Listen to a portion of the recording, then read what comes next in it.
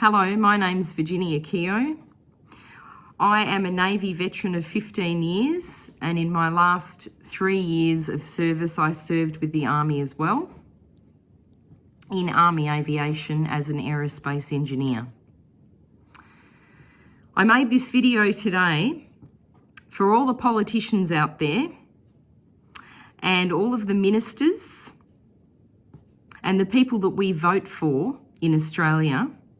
And I also made it for the taxpayers out there who are paying their taxes into a system where politicians and government delegates are making decisions on our veterans' livelihoods and lives without really knowing any of them. So I'm going to give you a little bit of insight into why I think our Australian war veterans are committing suicide. Hanging themselves, taking themselves out into the bush and shooting themselves in the head, taking pills and having an overdose, and just giving up generally on their lives. So to give you a bit of history, I had an accident in 1996 on a ship at sea on operations. I wasn't in a war zone.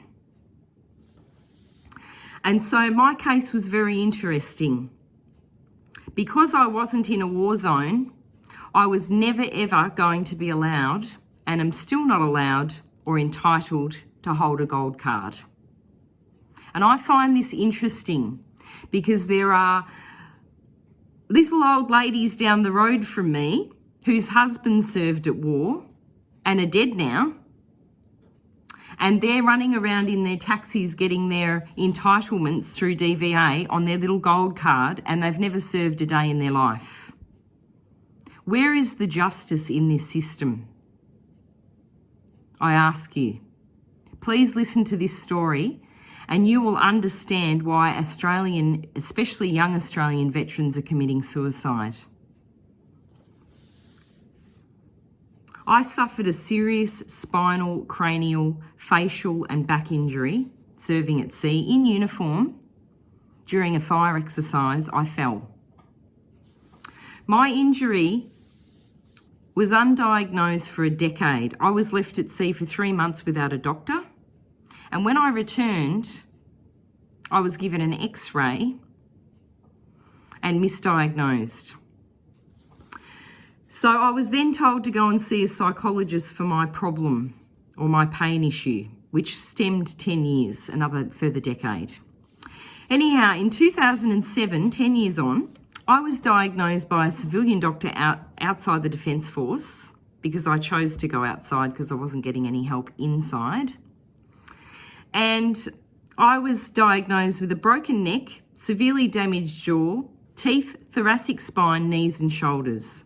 I've since then undertaken 37 medical treatment procedures, surgeries, to help me walk and function as a semi-normal human being again. I am over 200% incapacitated on paper through the DVA system, and my case has gone as high as the Administrative Appeals Tribunal with a criminal lawyer. I won 17 claims against the DVA, but interestingly, due to our defence policy that's currently in place and has been since I joined the Navy and for years before, I will never be entitled to have or hold a gold card. My accident occurred outside a war zone, so I'm not eligible. But I'm eligible for a white card. This is where it gets interesting.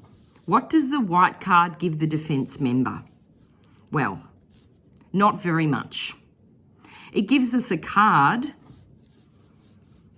that lists all of our accepted conditions, but for every single surgery a veteran has to have, or procedure, or doctor's appointment, or scan, we still have to have prior approval through the system. So we have to phone DVA, we have to sit in line on the phone to generally a person who can't even speak English, which is what I found out today and yesterday. So the system's getting worse, not better. We sit in line and we wait for people to serve us on the phone. They generally can't find our file. They can't find our documentation. And so we have to sit and wait for them to call back, and generally they don't call back. Just as a little bit of background, I paid a criminal lawyer to represent me through the DVA system.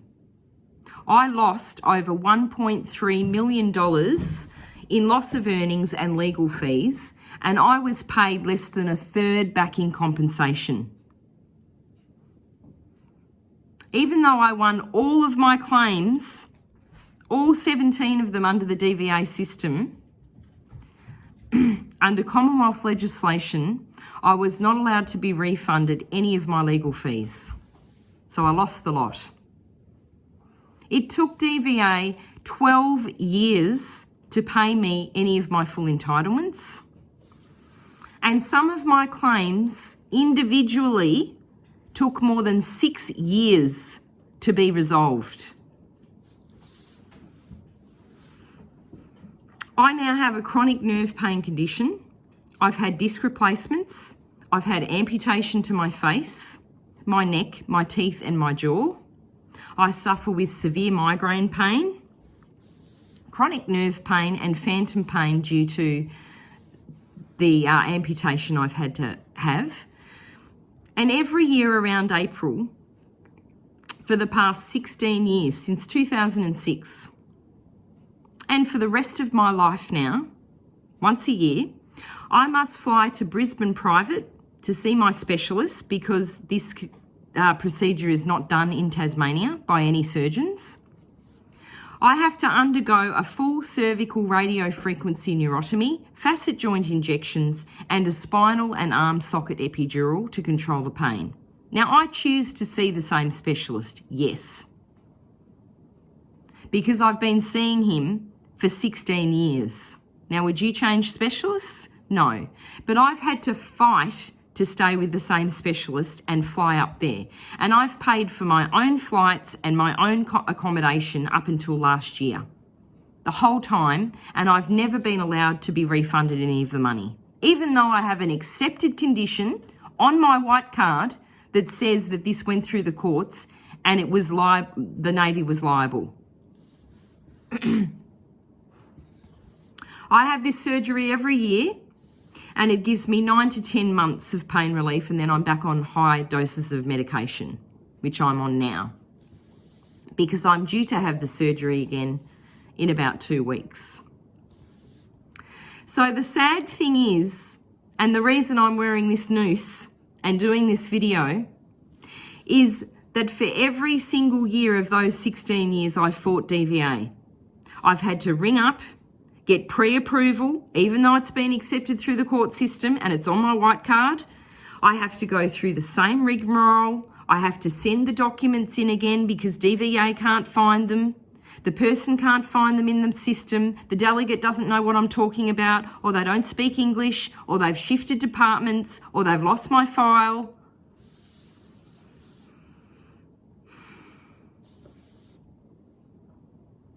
The system is breaking veterans, and it broke me.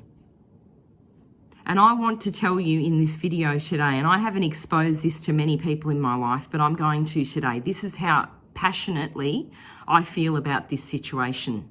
I've had to go through this again this week for the 17th year in a row to fight to get something that I am entitled to through the court system.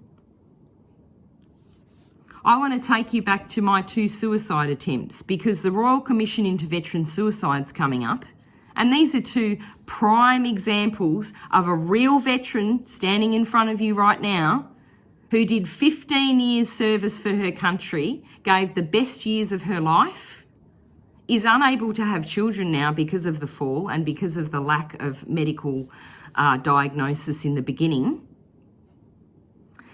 In 2008, I was broken. I was so broken, it was unbelievable. and I self-harmed in a rehabilitation centre where I was living for a year without any visitors. No one from the military came to see me. I was sitting in a wheelchair in a rehab ward, having psychiatric care and physical rehabilitation for 1 whole year.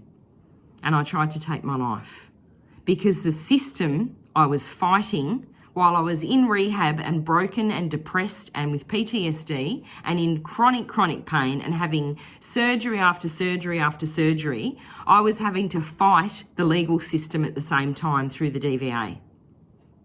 Thank God I had a criminal lawyer who stood by my side. In 2012, I found out that I was going to have another 7 surgeries, and 3 of my claims had failed through the system, and I went under a pension review. Can you imagine military superannuation sending me a pension review, asking me why I'm on a pension, when the very system who's operating on me is paying that pension and paying for the surgeries? But I had to do a 40-page review while I was recovering from facial surgery, spinal surgery. I had all my teeth taken out, my eye socket.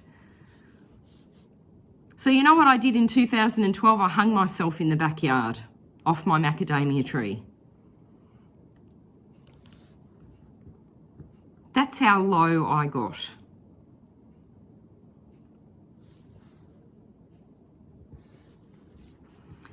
I'm making this video because I'm one of thousands of veterans that is fighting this system. And I'm still fighting it 26 years later.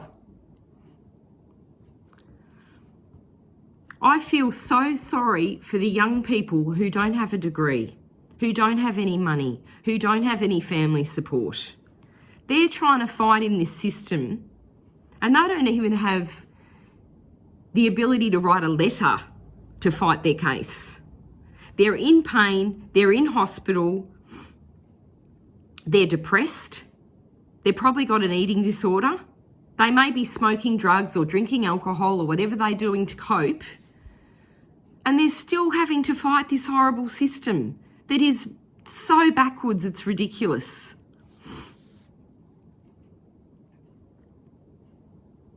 To be handballed to conversation, to person, to delegate. No one knows what's going on in the system. They tell you they're going to ring you back. They don't ring you back. Someone gets on the phone that can't speak English properly.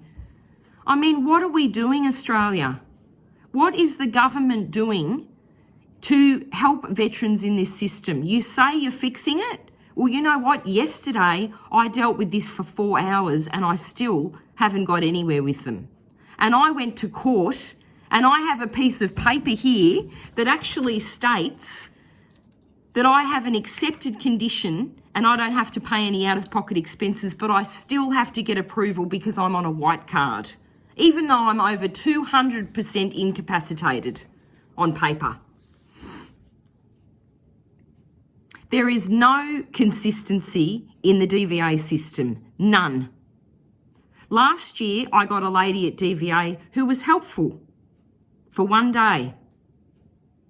But for the last 16 years, I've had to fight for every single procedure that I've had. Why is it like this? Because people are moved from department to department every 3 months. They're untrained, they're not veterans. They've never served a day in their life. The woman that spoke to me yesterday was 24 and had been in the job for 3 weeks. She didn't know what she was doing, yet she was looking after me, or trying to. And it wasn't her fault. It's the system's fault. There are so many broken veterans out there.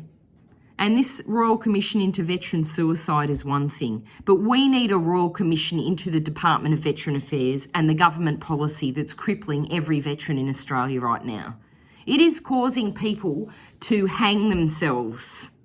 It is causing veterans to take massive doses of medication and just end their life because they don't see any other way out, because they ring up and they can't get anywhere.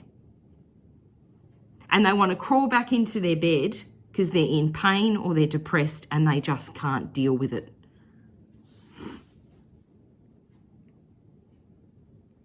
I can say with my hand on my heart that I've lived this system since I was 19. And I don't care what anybody out there says, I know it doesn't work. I've had 17 claims over 12 years. I've spent my whole life savings on my case. I've had 37 surgeries and procedures to get me up and having some kind of quality of life. One I have to have every year till I die now because the Navy didn't act when they should have with my medical diagnosis. I've never had a family. I've never been married. I suffer with post-traumatic stress.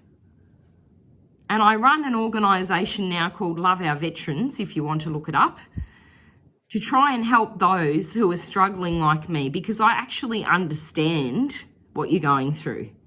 And all the politicians out there and the people that are making the big bucks in Canberra, you got no idea what's going on. You need to get on the ground and you need to speak to people like me who have been through it and other veterans who are sitting in their homes right now really struggling. And these mental health hotlines and all these things you've got going on, that's 5% of the problem. The problems are systemic within the DVA system. This system has no empathy, no compassion. It is dysfunctional. It is costing veterans' lives, and it is costing taxpayers millions of dollars, and the money's going elsewhere. We're about to spend $747 billion on the top-end bases for our Navy, Army and Air Force. What about the people on the ground? What about the people that go away, get injured in peacetime or wartime, and have to fight to get a gold card and fight to get treatment and fight to be helped? Every step of the way we have to fight. But you're out there spending all this money on all this equipment to go off and fight in wars and be allies for certain countries. But when it comes down to it, who's looking after the people that are injured mentally and physically that come back and have to cope with their lives in Australia and get booted to the curb like I did? I was paralysed in a wheelchair after my spinal surgery, and I got given 12 weeks to leave the services after 15 years service. And I wrote to the Attorney General to buy myself some time, and I got 6 months. If you can hold a gun in 6 months, fire a weapon, and you can go back and be a combat engineer, you can come back. That's what they told me. And on all of my discharge documentation, you know what they put down? Adjustment disorder. There was no mention of a spinal injury. There was no mention of a broken knee or a broken back until the very last day when they got rid of me. But all the days leading up to that, all the medical boards, they said it was in my head. Well, look, I've got a scar here now, everyone, and guess what? There's screws and plates in my neck. My whole face has been reconstructed, and that's all in my head, is it? You know what? Veterans are taking their lives at the hands of DVA and the system that's not working. The system's not working. Wake up, Australia. Wake up, government. Wake up, Scott Morrison. Wake up, all our local ministers. Wake up, everybody who can do something, and start to do something, and stop talking about it and actually put it into place. Stop having a meeting to have a meeting to have a meeting. What politician and what member of government out there actually has the balls to step out of the denial that everybody's in and step into the change that veterans need so they stop hanging themselves and killing themselves?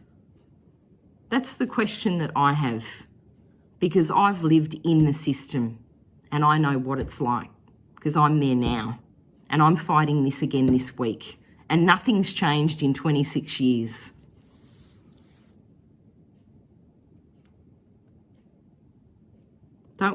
Don't we deserve better as veterans? When we go away and we give the best years of our life to our country, don't we deserve better?